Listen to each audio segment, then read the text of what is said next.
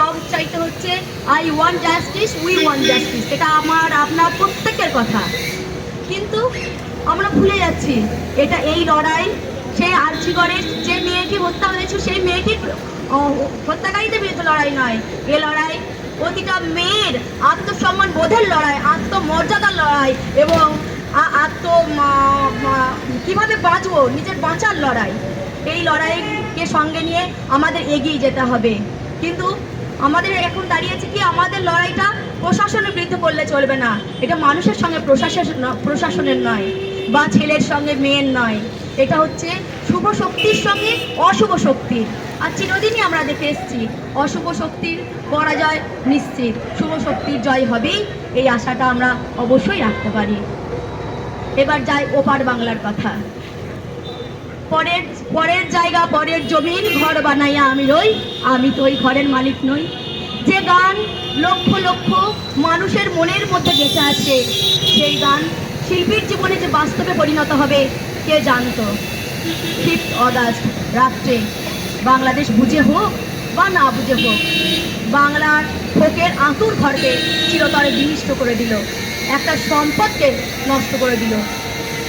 ধানমন্ডির 32 নম্বরের বাড়িটি শুধুমাত্র রাহুল আনন্দের বাড়ি ছিল না, সেটা ছিল পুরো একটা মিউজিয়াম, যেটা হাতে কলমে উনি নিজের হাতে অনেক গানের সঙ্গে সেট করে করে তিলে তিলে তৈরি করেছিলেন, সেটা মুহূর্তের মধ্যে বিনষ্ট করে দিল।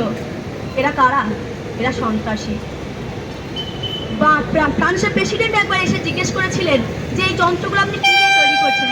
তিনি বলেছিলেন খুব সাধারণ সাইকেলের পার্টস বা এখানকার গাছের কাঠ দিয়ে তৈরি। তিনি বলেছিলেন কী কাঠ আপনি ব্যবহার করেন? বলেছিলেন আমি বাংলাদেশ দেশি কাঠই ব্যবহার করি, কারণ এই কাঠের মধ্যে এদের সুখ দুঃখ আনন্দ অনুভূতি লুকিয়ে আছে, সেই জন্য দেশি কাঠ ব্যবহার করি। যে মানুষটির মধ্যে দেশমাতার প্রতি ভক্তি এত গাঢ়, সেই মানুষটাকে লজ্জার কথা, দুঃখের কথা, কষ্টের কথা এক বস্ত্রে বাচ্চাটাকে নিয়ে বাড়ি থেকে বের হতে হয়েছে, এটা আমাদের কাছে সত্যি লজ্জার। আজ আমরা কোন যুগে দাঁড়িয়ে আছি? 21 শতকে দাঁড়িয়েও আমাদেরকে দেখতে হচ্ছে আরজিগড়, যাদবপুর, ধানমন্ডির ওর 32 নম্বর বাড়িতে ধ্বংসস্তূপ। কেন?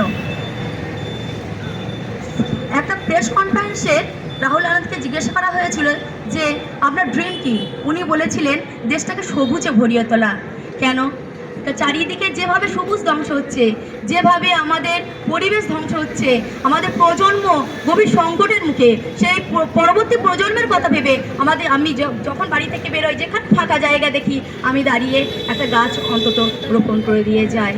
একটা শিশুকে প্রথম থেকেই শেখাতে হবে একটা গাছকে কিভাবে লালন পালন করবে, কিভাবে বড় করবে, তারপর গাছটি বড় হবে, সেখানে ফুল ফল দেবে, সেখানে পাখি বসবাস করবে। তার মানে শিশুটির সঙ্গে প্রকৃতির একটা সম্পর্ক তৈরি হয়ে যাবে। আর প্রকৃতির সঙ্গে সম্পর্ক হওয়া মানে ঈশ্বরের সম্পর্ক হওয়া।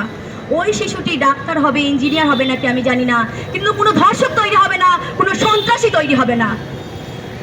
আমাদের মনে রাখতে হবে সেই রাত্রির কথা, যে আনন্দ ধরে রাখা সত্যিই বড় কষ্টের, যেটা বাংলাদেশবাসী পারেনি। আমাদের কবিগুরুর মূর্তিটাকে ধ্বংস করে দিয়েছে, কত স্থাপত্য ভাস্কর্য চুরমার করে দিয়েছে। মুক্তিযোদ্ধার সৈনিক মুজিবুর রহমানের মূর্তিটাকে কিভাবে ধ্বংস হয়েছে সারা পৃথিবীব্যাপী আমরা তার সাক্ষী।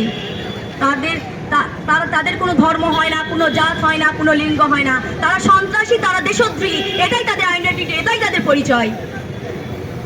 তারপর আমরা দেখেছি যে ওখানে মন্দিরগুলো পাহারা দিচ্ছে কোনো মুসলিম ব্যক্তি, পুরোহিতদের পাহারা দিচ্ছে মুসলিম ব্যক্তি। আমরা তখন আবার আনন্দ উপভোগ করেছি। এইভাবে গড়ে উঠুক, এইভাবে এগিয়ে যাক আমাদের সমাজ। আমরা তিলে তিলে যে শিল্পী মানুষগুলো একত্রিত হয়েছি, একে একে আমাদের এইভাবে পথনাটিকার মাধ্যমে সমাজকে সচেতন করতে হবে।